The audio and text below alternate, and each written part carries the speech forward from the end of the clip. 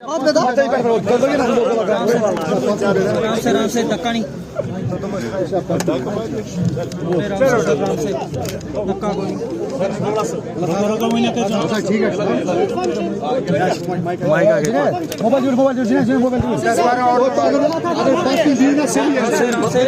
धक्का नहीं वो बात को अगर बीड़ा सही है उमर साहब Does it mean that it is the preparation for parliament elections?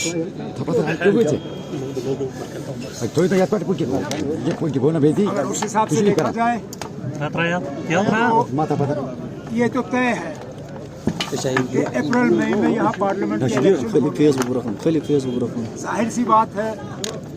National conference का नायब सदर हूँ, मेरी जिम्मेदारी बनती है कि उन इलेक्शनों के लिए मैं अपनी तंजीम को तैयार करूँ और उस सिलसिले में मेरा सिर्फ शुमाली कश्मीर के दौरे नहीं लग रहे हैं, श्रीनगर के आसपास भी, जनूबी कश्मीर और पिछले दिनों में अभी पुंछ से वापस आया हूँ।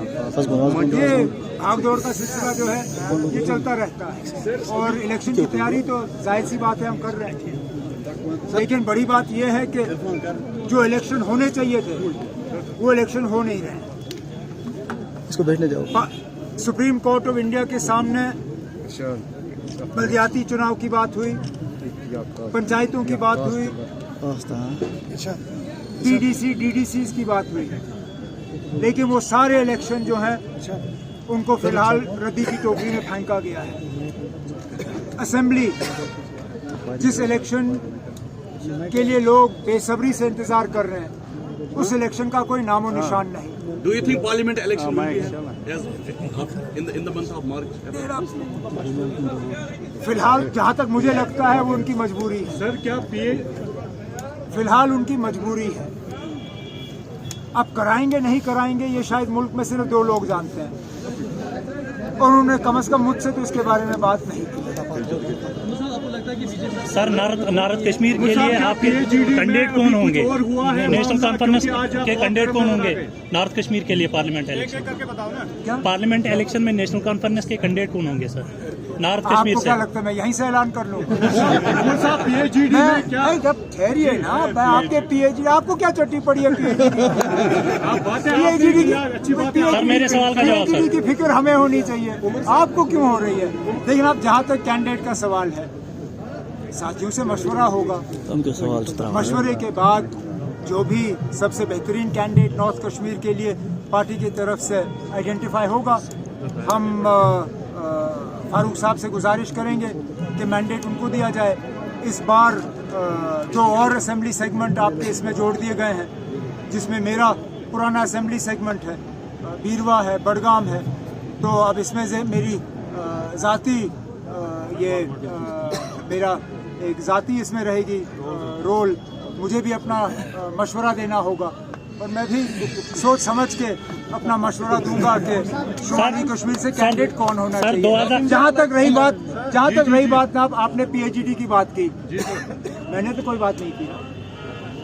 मैंने सुनिए ना, मैंने अपने किसी दोस्त को निशाना नहीं बनाया। इस बात के बावजूद कि लगातार कुछ महीनों से हम उस निशाने का शिकार होते आए हैं, लेकिन ये भी दुरुस्त है कि शायद पहली बार मैंने अपने साथियों को खामोश भी नहीं किया, क्योंकि आखिरकार कभी कभार आदमी थक जाता है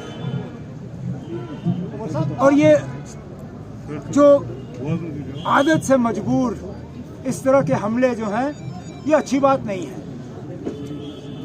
नज़ीर ने जो बात की वो हम सब कर सकते हैं, सोच समझ के नहीं किया है, लेकिन अगर इसी तरह हमारे ऊपर हमले सियासी तौर चलते रहे तो हम भी मजबूर होंगे जवाब देने पे। फिर हमारे पास भी कहने के लिए कम नहीं है, क्योंकि वो तो बहुत पीछे 30 साल पीछे जाते हैं, हमें तो सिर्फ 4-5 साल पीछे जाना है, उससे ज्यादा पीछे हमें जाने की जरूरत ही नहीं है। उमर साहब बात करेंगे हालात के लिहाज से, जिस तरह से इस वक्त जम्मू कश्मीर के हालात हैं, तो बीजेपी कह रही है कि यहाँ पर जो है हालात बिल्कुल ठीक है, तो क्या कहेंगे इस हवाले से आप? हालांकि कल भी हालात ठीक है तो इलेक्शन क्यों नहीं हो रहे? क्या बहाना है? कल ही श्रीनगर में दिन दहाड़े एक पुलिस के इंस्पेक्टर पे गोली चली।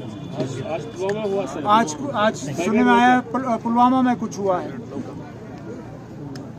रजौरी, जिस इलाके को हमने मिलिटेंसी से बिल्कुल क्लियर करके रखा हुआ था, कम से कम हर हफ्ते 10 दिन के बाद वहाँ या तो कोई घटना घटती है या कोई एनकाउंटर जैसा हो जाता है।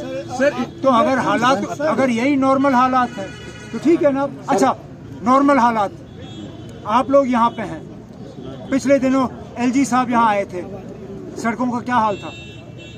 कितनी देर आपको बंद रखा गया? चलने की इजाज़त नहीं, घूमने की इजाज़त नहीं, फिरने की इजाज़त नहीं। मैं एज चीफ मिनिस्टर यहाँ आता था, कभी बंद किया शहर को मैंने? कभी इस तरह रास्ते बंद किए? बाय रोड जब हम घूम के आए, कभी इस तरह लोगों को घरों में बंद रखा? तो फिर कहाँ के नॉर्मल हालात? साथ में आपने संदेश के इंटरव्यू में भी इस बात का जिक्र किया। किस चीज का? इंडिया अलायंस जो सर इस वक्त हो रहा है, आपने उसमें जिक्र किया कि कांग्रेस को हम बार बार ये कह रहे हैं कि आपका जम्मू सिखाओगे, हमारा कश्मीर सिखाओगे, इंटरव्यू नहीं होंगे। अभी जब इंडिया अलायंस है, व्हाट डू यू थिंक कि उसमें क्या वो जो आपकी सजेशंस है उन पे आप उसी तरह से? सर, अब इंडिया अलायंस के सजेशंस में इंडिया अलायंस को ही दूंगा ना, आपके जरिए थोड़ी ना दूंगा। वैसे देखा जाए तो अफसोस की बात यह है कि आज इंडिया अलायंस की थोड़ी हालत पतली है। थोड़े अंदरूनी झगड़े जो हैं वो देखने को मिल रहे हैं जो शायद नहीं होने चाहिए, खासकर इन 4-5 रियासतों में जहां इलेक्शन हो रहे हैं। पिछले दिनों जिस तरह समाजवादी पार्टी और कांग्रेस के दरमियान एक लड़ाई सामने आई और दोनों कहने लगे कि हम यूपी में तमाम सीटों पर लड़ेंगे, ये इंडिया अलायंस के लिए अच्छी बात नहीं है। अगर आप ये वीडियो YouTube पर देख रहे हैं तो हमारे चैनल को सब्सक्राइब करें और बेल आइकन को दबाना ना भूलें। अगर आप Facebook पर ये वीडियो देख रहे हैं तो हमारे पेज को लाइक करें।